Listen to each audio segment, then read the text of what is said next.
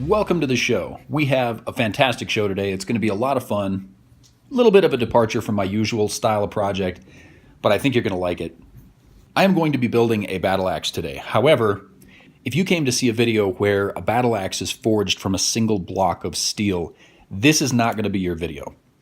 I do have plenty of forging videos, and you may want to go and check out one of those if you're interested, but this is going to be a different style of video. We're doing something that's going to be very, very light duty, more like a movie prop or maybe something you might bring with to a costume party. But with that said, it's going to be very realistic. We are going to be building with metal and power tools, and of course at the end we're going to have some pumpkin mayhem. So stay with me, and I think you'll really enjoy the project. To begin with here, I have some scraps that I'd like to use to put together some type of a weapon, like a battle mace or a battle axe or something like that. So I start by sketching on the whiteboard. Obviously, these aren't the world's most beautiful or accurate sketches, but it's just to help me with kind of the process of thinking through and designing and coming up with what it is exactly that I want to build. After I settled on the classic battle axe shape, I had to transfer the design that's kind of in my head onto the sheet of steel that I'm using. This is a scrap that I picked up probably over a year ago. I'm not sure how thick it is, but it's somewhere between 14 and 16 gauge steel. Probably just a little north of a 1/16 of an inch. This is not going to be a very durable axe. This is not something you'd go out into the woods and fell trees with, but it is a fun project that should yield a very visually realistic prop that could be used for maybe a costume party or a short video project or something like that. Now, with that said, I don't want to give the impression that this battle axe is going to be completely safe either. It is made of steel. You could put an edge on it. It's probably durable enough that you could even split some wood with it, which might be kind of fun in a future video, just to see how well it stands up to the abuse.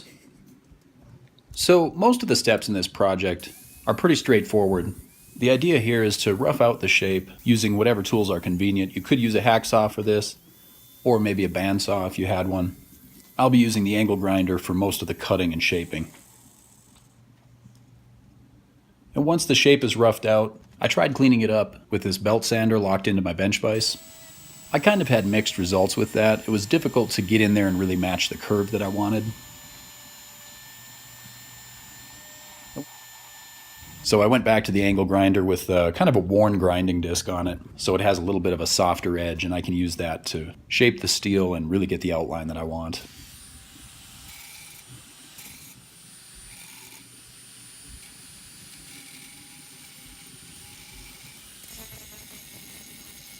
But of course that leaves burrs along the edge wherever you're grinding. So I went in with a file and cleaned up the edges. You could also use like a Dremel or some other type of tool for this. There are actually tools that are designed specifically for deburring edges. But for me, it's about as easy to use a metal file as anything.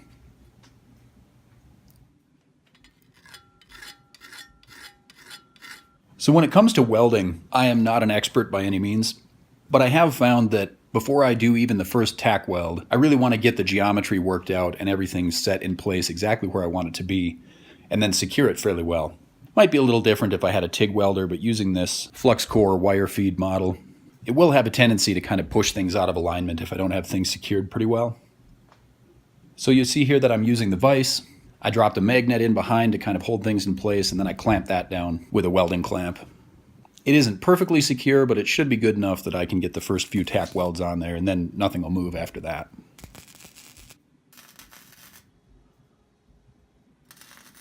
Now, if you really want to learn how to run a good welding bead, this is not your video.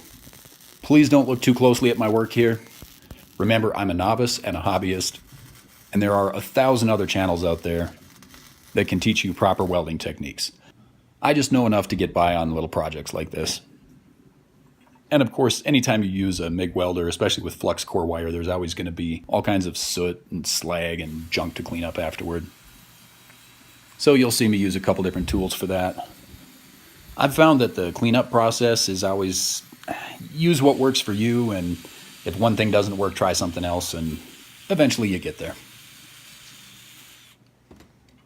You may have noticed a little earlier I was using a very short length of dowel. I think it was about 12 or 13 inches. And the diameter wasn't a perfect match either, so it really wasn't going to fit the axe head well.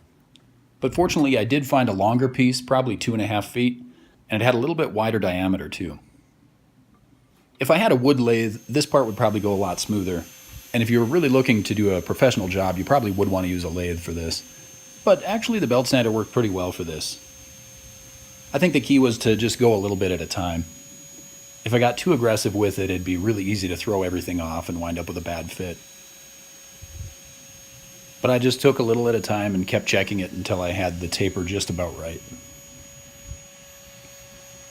And when it comes to actually putting the handle and the head of this axe together, I used an old pair of leather gloves just to give me a little bit of a buffer between the hammer and the steel of the axe head. This probably wouldn't be necessary if it was a forged axe head, but because I'm using a little bit thinner gauge steel, I just didn't want to risk bending anything or dinging it up.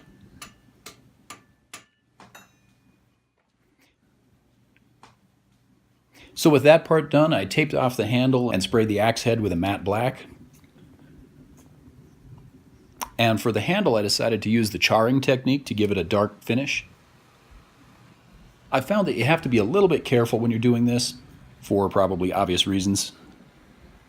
But if you're patient and you do a little at a time, you can really get a pleasing finish on the wood. So once I had everything together and finished nicely, the only thing that really seemed to be missing was an edge. Now I don't really want to sharpen this up because it isn't designed to be a true weapon, although you could definitely do some damage with it. So you'll see me putting an edge on here, but really that's cosmetic. I'm basically just putting a bevel on the first 1/4 inch or so of the edge. But right along the actual edge of the blade, it's still blunt. So you won't see me cutting any paper or cardboard or anything like that. But I do have one pumpkin that somehow survived the last project I did, and that seemed like the right candidate for testing out the finished battle axe.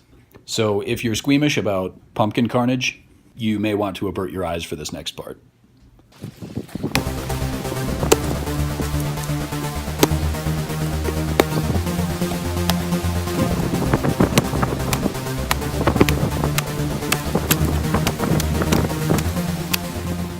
Yeah, Pumpkin put up a pretty good fight, but he never really stood a chance. Well, thanks for joining me today. Again, this project is probably a little bit of a deviation from my typical forging and knife making type videos, but I really had a lot of fun with it, and I hope you did too. So thanks for joining me. Hope you have a great day, and I'll see you in the next video.